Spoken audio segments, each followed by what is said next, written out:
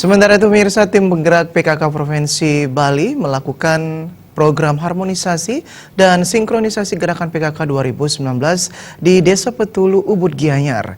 Ketua tim penggerak PKK Provinsi Bali, Nyonya Putri Swasini Koster, dalam sambutan tertulis mengatakan melalui sinkronisasi ini diharapkan PKK mempunyai peran yang sangat penting dalam mewujudkan kesejahteraan masyarakat.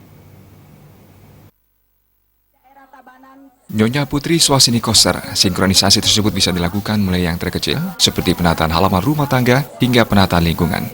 Penataan halaman rumah dengan cara menanam tanaman yang bermanfaat mulai dari bunga, buah, cabai, sayuran hingga tanaman hias, sehingga halaman rumah hijau dan rindang.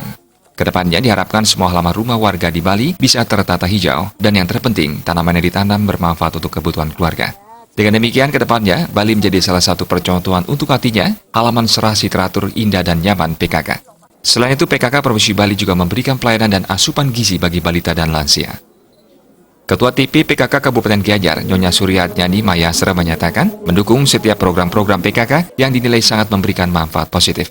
Menurutnya, adanya penataan halaman rumah dengan memberikan contoh pada rumah percontohan akan menularkan semangat bercocok tanam masyarakat. Terlebih lagi, tanaman yang ditanam sangat bermanfaat dalam kehidupan sehari-hari. Dalam kegiatan tersebut juga dilaksanakan senam lansia.